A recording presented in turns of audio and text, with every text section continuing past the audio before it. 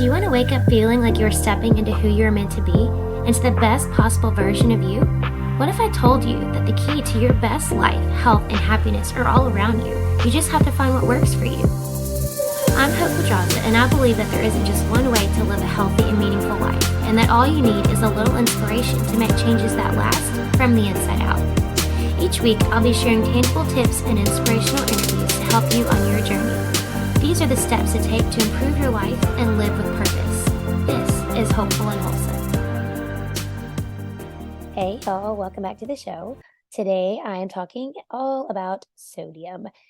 I like to talk about minerals. As you know, I've had quite a few episodes on minerals. I've done some mineral balancing challenges and all of that, but I specifically want to talk about sodium today because I think sodium, like carbs, has gotten a bad rap I feel like forever now. We hear a lot about sodium and how it causes high blood pressure, low sodium diet, cut back on the salt, blah, blah, blah. Because, conventional wisdom, conventional medical wisdom will tell us that sodium is the reason that we have high blood pressure, which actually just isn't the case, which I'll get to in just a second. But let's talk about sodium in and of itself first. So what is sodium? Sodium is a primary alkalizer in the body. So it is responsible for helping your body remain alkaline rather than acidic. So it's helping your body stay out of that acidic state. It's regulated by your adrenal glands. So your adrenals actually use more sodium than any other part of your body. So you can see, now that I'm mentioning this, you can see how there is a connection between your adrenals and sodium, which means there's a connection between stress and sodium, right? Sodium helps regulate the blood pressure. It increases your heart rate. It's really the primary mineral used in the stress response, which is why, again, conventional medical wisdom tells us to, cut back on the salt for our blood pressure because it is used in the stress response. When you're in a stress response, your heartbeat is elevated and it's a whole process, right? Sodium helps maintain fluid balance and pH levels in the body, which is why, when you're retaining fluid, typically it's like, oh, you've had too much salt. If you get kind of puffy after you've eaten like a super salty meal or something. It also influences stomach acid, which I find really interesting, that people who have issues digesting food typically have sodium issues. Chronically low stomach acid is a really common symptom of low sodium. And I'll get to that in a second too, diving a little bit deeper there. And then sodium also influences cell membrane permeability, so allowing things to go in and out of the cells.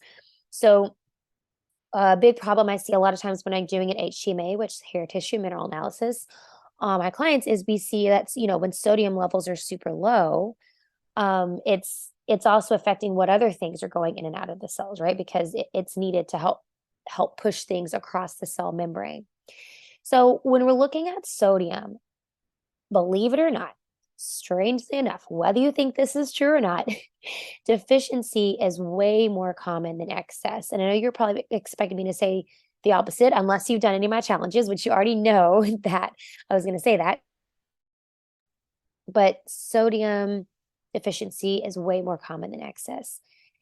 When you're looking at sodium deficiencies, now I'm going to say this first.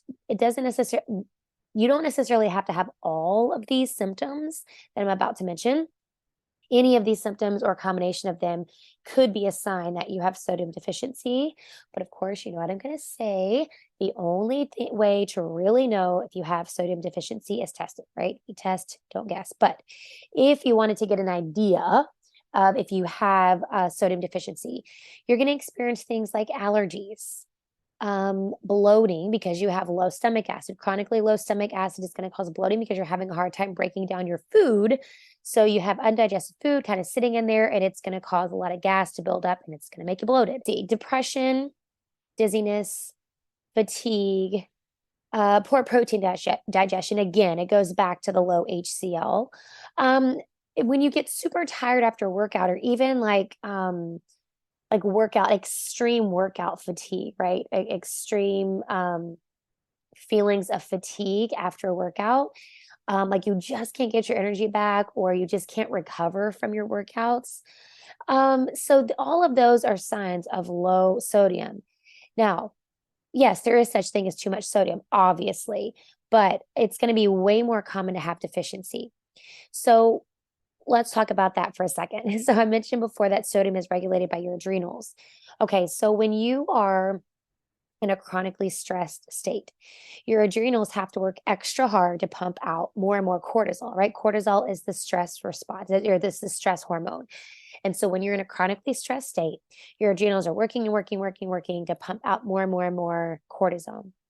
When that's the case, it's using more and more and more and more sodium. So the more stressed you are, the more sodium that your body is running through. So when you're in this state for a chronic amount of time or chronically long period of time, you are naturally going to become deficient in sodium, especially if you're not replenishing it. And magnesium is the other thing that's going to suffer. Magnesium and sodium are strongly related to your adrenals. And again, I mentioned before that sodium is the primary mineral used in the stress response. So yeah, the more stressed you are, the more sodium you're using. So when I talk about replenishing sodium, I'm not just talking about eating a bunch of salty food. That's when you're looking at foods that are high in sodium. That's refined sodium. It's like table salt, right? So it's the equivalent of white sugar, right? White sugar has zero minerals, zero nutritional value. And when you're looking at something like, say, coconut sugar or something that's less refined, like there's trace minerals involved. I'm not saying to just eat it by the spoonful that it's super healthy, but it's a whole different animal than white sugar. The same thing is true for salt. Regular old table salt is the refined version of sodium. There's no other trace minerals. There's nothing else but that refined sodium that's in the salt. So when you're eating it, you're just pumping your body full of sodium, but not the other trace minerals and the other cofactors to help kind of push the sodium where it needs to go and allow your body to kind of use this balance of these trace minerals to help the sodium. So when you're looking at what the best source of sodium is for your body, the best sodium, or the best form of sodium is unrefined Celtic gray sea salt, white or gray. It doesn't have to be gray, it can be white, but unrefined Celtic sea salt. It comes literally straight from the sea. You want to get it unrefined, unprocessed, all of that. And typically it comes pretty coarse. And you can tell even just looking at the back, like there's a uh, a moisture to it, right? It's not just these dry little granules. There's like a moisture to it. Now, you might be thinking, okay, well, what about pink Himalayan sea salt? Because I've heard that's good for you. And you hear about, there's the pink Himalayan sea salt lamps and all that. Now, I'm not saying pink sea salt is bad, but I still highly recommend Celtic salt, sea salt over the Himalayan sea salt because the pink salt is a rock salt, which means that it sits in a rock, so it can harbor heavy metals. And while, yes, it does have some other trace minerals in it, like sea salt, it can harbor heavy metals. So I encourage you to look for the Celtic salt wherever you can. Some health, not all grocery stores carry it, some health foods carry it. You can find it on Amazon, but looking for that when you can and using that as your source of sodium. Now, another way to kind of replenish your sodium levels. When I'm talking to my clients whose adrenals are really worn out, their body is really worn out, and really even just as like preventative measures, like just as a way to preserve your sodium levels and to rehydrate yourself overnight, because that's essentially what your body does overnight. It dehydrates itself, right? You're not eating or drinking anything for 8+ hours, 7, 8 to 12 hours. And so your body's dehydrating itself. It's using, the sodium and the minerals and all this, water in your body to repair and restore and replenish. So when you wake up in the morning, you're waking up in a state of dehydration.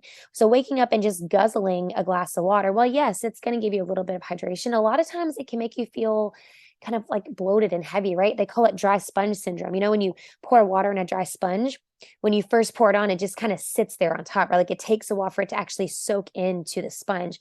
The same thing can be true when you hydrate with just water. And I'll talk about hydration in a second. But the water, the H2O doesn't really have a place to like get inside of your cells. So if you've ever drank water and you've just felt like bloated right after, that's typically what happens. And that's another good sign that you are low in sodium and you need the sodium to kind of help push the water where it needs to go. So my recommendation to you is to add a little salt to your water, especially first thing in the morning, and even adding it just throughout the day. Ideally, for ideal hydration, I'm getting ahead of myself here. For ideal hydration, you want to aim to get a fourth a teaspoon of sodium from ideally just unrefined Celtic sea salt, a fourth a teaspoon for every 32 ounces that you drink, right? So if you're drinking like 64 to 100 ounces of water a day, then you want to get about a half a teaspoon. Okay, that's ideal. There are other ways you can get sodium from foods like pickled vegetables. There's sauerkraut. Celery is a really good source of like natural sodium, celery juice, beets, artichokes. But really, it's going to take a lot of all of those to get the sodium that you really need. And I'll talk about how much in just a second. But first, I want to talk about sodium and its relation to blood pressure because that's what we hear the most. And I tell people sometimes that they need to take, add sodium, add, this salt to their water, and they're like, well, what the heck, like my blood pressure is going to be out the roof. Here's the fact: high blood pressure is not a sodium intake issue, it's a sodium retention issue. Your body is holding on to the sodium, it's not getting rid of the sodium. It's not a sodium intake issue, it's a sodium retention issue. When you lower your inflammation, when you lower your stress, your sodium levels are naturally going to adjust, right? Because your body's not having to pump out more to deal with the stress response and deal with your overworked adrenals. So rather than doctors talking to their clients or their patients about lowering their salt intake and all of that, what we should really be talking about is lowering inflammation and managing stress. That's the cause of high blood pressure. It's not sodium intake, it's inflammation and it's stress. So if we want to talk about blood pressure and how to manage blood pressure, right? So it's, let's cut back on the refined foods and the processed foods. Let's eat more whole foods. Another really important mineral, vitamin, is going to be vitamin K. So vitamin K is actually a group of fat-soluble compounds, and most of which you're going to see vitamin K1 and K2. Now, K1 deficiency is extremely rare, but not getting enough K2 is actually super duper duper common. And one reason for that is that K2 isn't stored in the body for as long as other fat soluble vitamins. So vitamin A and D and E, all of those are also fat soluble vitamins, but they're stored longer than K2. Your body uses it quicker. And then another reason is really, especially Americans, like we just don't eat that many K2 rich foods. It's in foods that we don't typically eat all the time, like organ meats, fermented foods. If you eat a lot of that, then okay, you might get enough K2, but most of us just don't. Or if we do eat it, we're not necessarily eating it every day, right? Now, there are studies that have been done that show that about 97%, especially in this one study, 97% of the participants in this study were likely to have a K2 insufficiency. So it's a good indication that really and truly most of us are deficient in K2. And there's also evidence to show that it really it decreases with age, especially starting around age 40. So around age 40, your levels of K2 are going to decrease even more. The reason we need K2 is for really two main things. We're looking at bone health and heart health, cardiovascular health, right? So K2 basically shuttles calcium where it needs to go in your body, which is why if you've heard me talk before about vitamin D, I tell you to never take vitamin D without vitamin K, because vitamin D is going to stimulate the formation of calcium. And so there's going to be more calcium in your body, and it needs to have it needs something to help it point it where to go. K2 is what does that. It helps shuttle it where it needs to go, like your bones. Calcium is a structural mineral, so it should be in your bones and in your teeth. But if you're low in vitamin K2, instead of sending this calcium to your bones and fortifying your bones, calcium is going to build up in your bloodstream. It's going to continue to circulate, and it's going to form deposits in where? Yes, your blood vessels and your arteries. So it's going to force your heart to work harder, thus increasing your blood pressure. So we want to look at blood pressure again. we're not looking directly at sodium. We need to look in other areas. K2 is a huge one. And I can guarantee you, doctors aren't talking about K2 intake with their clients with high blood pressure. I can almost promise you that. So by reducing the risk of calcium deposits formed on your blood vessels, K2 helps keep your blood vessels pliable and flexible, right? Which helps you keep your blood pressure in a normal range. It keeps the calcium from building up in your arteries and your blood vessels. So there's overwhelming evidence at what K2 does to your blood pressure, and it's just not something we're talking about. Instead, doctors want to focus on sodium, and that's not even the problem, right? So I wanted to clarify this around sodium today because we hear this so often. And when I tell you, I have done dozens of HTMA, hair tissue mineral analysis. I have yet to have a client that has excess sodium in their body. In fact, I've only had maybe two clients who have sodium where it should be. Every other client I've ever done an HTMA on, their sodium is low. It's deficient, right? So it's a lot more common to be deficient than you think. So if you're worried about your blood pressure, we need to be addressing other things. Inflammation, stress management, K2, right? We need to be sending this calcium where it needs to go is a big thing here. So I want to flip the script here a second and look at sodium in terms of hydration, which I mentioned. So I wanted to cover the two big topics I really want to talk about today was the blood pressure and the hydration. So when we're talking about hydration, when we're talking about proper hydration, proper hydration is not just plain water. When you want to hydrate properly, you need electrolytes. So that's sodium, chloride, potassium, magnesium. You need all of those to hydrate properly. Overhydrating actually can be really harmful. And there are a lot of risks associated with overhydrating with just plain water. And I'll tell you, I'm guilty of this. I mean, really until I started diving into my FDN program and doing the certification as an HTMA expert, I was guilty of doing the same thing. And then I'd be wondering why, like, man, I've been drinking water, but I don't necessarily feel hydrated. I don't necessarily feel like my energy is where it should be, right? Like it really does affect you when you're not hydrating properly.